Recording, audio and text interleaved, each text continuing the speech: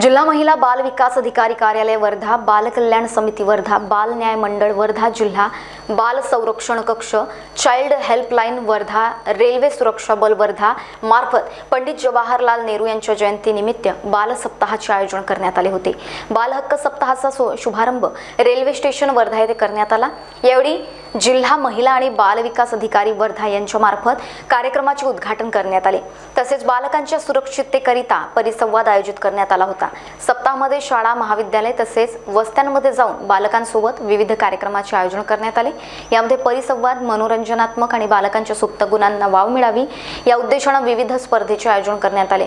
उद्घाटन कार्यक्रमामध्ये मनीषा कुलसुंगे, उपमुख्य कार्यकारी अधिकारी जिल्हा परिषद वर्धा तथा जिल्हा महिला आणि बाल विकास अधिकारी ॲडव्होकेट स्मिता बढिये, अध्यक्ष बाल कल्याण समिती वर्धा, अलका भुगुल, सदस्य बाल न्याय मंडळ Wardha, RPF inspector CL Kanojia Wardha, sub inspector AK Sharma Sevagram, sub inspector SD डिगोले, आरक्षक सूरज ढाकणे, वैशाली मिस्किन संरक्षण अधिकारी, महेश कामडी संरक्षण अधिकारी, सुनंदा हिरुडकर विधी तथा संरक्षण अधिकारी, आशिष मोडक प्रकल्प समन्वयक, child helpline 1098 Wardha, Jayshree Niwal child helpline Wardha, Sheetal Ghodrao child helpline Wardha, Pradeep Wankar child helpline Wardha, Ansar Ali child helpline Wardha, Manoj Chaudhari, Piyush Aglawe, Nikhil Patil, Akanksha उगेमुगे यांची परिसंवादात सहभाग घेऊन बालकांच्या काळजी आणि संरक्षणाच्या उद्देशाने चर्चा करण्यात आली होती। सदर सप्ताहाचे समारोपीय कार्यक्रमाचे आयोजन छाया बालगृह येथे घेण्यात आले। यावेळी बालकांसोबत विविध स्पर्धेचे आयोजन करण्यात आले होते। गीत, गायन, नृत्य अशा विविध स्पर्धा घेण्यात आल्या।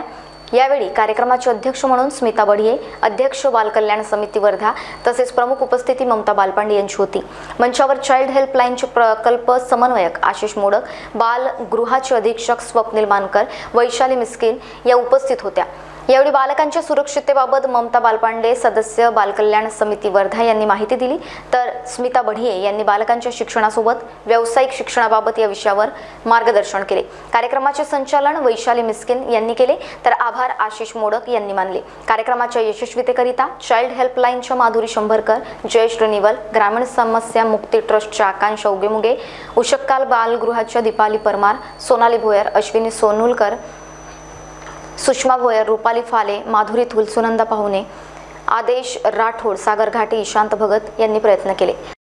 हा समारोपीय कार्यक्रम आम्ही घेतो आहे, तर त्यानिमित्ताने आम्ही श्री छाया बालगृह येथे भेट देण्याकरता आलेलो आहे। ह्या ठिकाणी आम्ही छोटेखानी कार्यक्रम पण आयोजित केलेले आहे।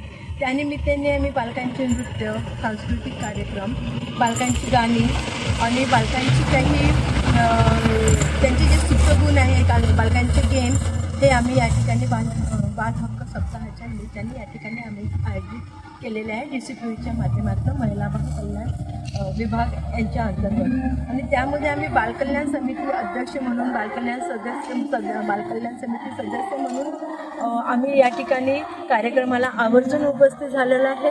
आम्हाला पण खूप आनंद झाला की आम्ही या मुलांच्या त्यांच्या आनंदामध्ये आम्ही पण एक सहभागी आम्ही आज होऊ शकलो। ही खरंच आमच्यासाठी अतिशय आनंदाची अशी गोष्ट आहे की त्यानिमित्ताने आम्ही इथं, पण आज मुलांसोबत आम्हाला राहायला मिळालं, त्यांच्यातले जे गुण आहेत ते आम्हाला बघायला मिळाले आणि त्यामुळे आम्हाला खूपच आनंद झाला की आपली मुलं, इतर जी मुलं आहेत त्या मुलांसारखीच आपली पण ही मुलं आहेत की जी गरजू आहे, काळजी आणि संरक्षणाची मुलं आपण या ठिकाणी ठेवलेली आहे, जी की बालकल्याण समितीच्या माध्यमातून आपण इथे दाखल केलेली मुलं आहेत। आणि या मुलांचा जेव्हा आम्ही आनंद बघतो चेहऱ्यावरचा, ते आम्हाला खूप छान वाटतं।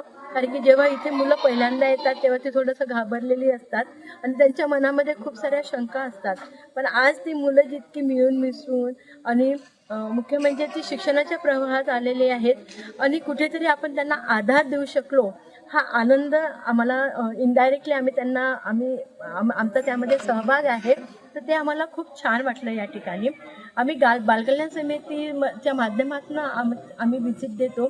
या ठिकाणी त्यांना व्यवस्थित सोय होते की नाही, त्यांना संरक्षण व्यवस्थित मिळते की नाही, त्यांना कुठल्या प्रकारचा त्रास होतो का, हे सगळं, त्यांना जेवण व्यवस्थित मिळत आहे की नाही, आणि त्यांचा अभ्यास व्यवस्थित होत आहे की नाही, आणि त्यांना त्यांच्या आयुष्यामध्ये पुढे काय करता आहे याच्यासाठी स्पेशली आम्ही मुलांकडनं इंडिव्हिज्युअल केअर प्लॅनसुद्धा बनवून घेतो, आणि त्या माध्यमातून त्यांना काय आवड आहे त्यांना, आणि त्यांना आपण पुढे पुनर्वसन कसं करू शकतो हे सुद्धा त्यातनं बघितलं जातं, आणि त्यातनं आपण मुलांना तयार करू शकतो आणि त्यांच्या भविष्यासाठी सुद्धा आपण विचार करू शकतो.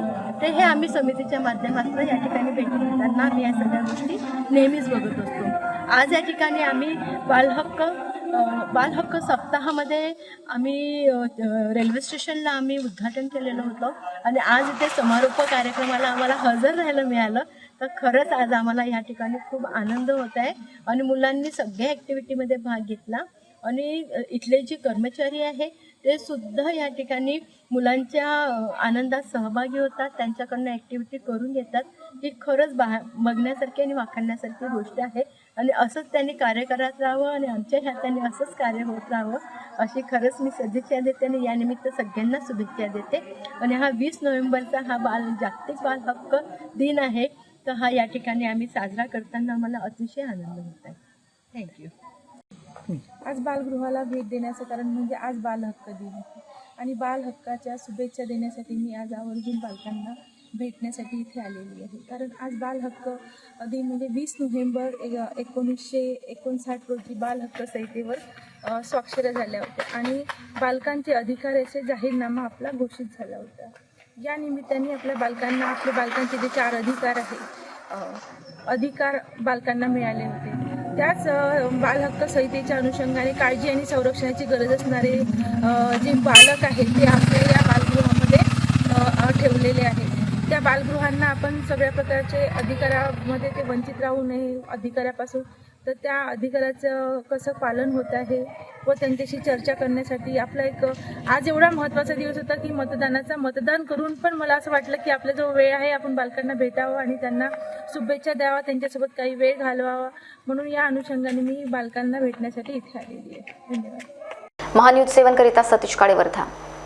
नागपुर वासियों तैयार हो जाइए, बाजीप्रभु चौक रामनगर हनुमान मंदिर के बाजू में आ गई है नागपुर की सबसे बड़ी सेल। जी हाँ, यहाँ आपको सिर्फ 199 रुपए में हर वैरायटी के कपड़े मिलेंगे, ट्रेडिशनल, वेस्टर्न या फिर इंडो वेस्टर्न, सभी उम्र के लिए यहाँ आपको ढेर सारे ऑप्शन मिलेंगे, और वो भी मात्र 199 रुपए में। तो समय बर्बाद मत कीजिए, अभी आइए फैशन बाजार में। शानदार डील्स, स्टाइलिश कपड़े और धमाकेदार ऑफर सिर्फ आपके लिए। तो चलिए आज ही पहुंचे बाजीप्रभु चौक रामनगर हनुमान मंदिर के बाजू में और इस धमाकेदार सेल का हिस्सा बनिए। जल्दी कीजिए, कहीं ये शानदार मौका आपके हाथों से निकल न जाए।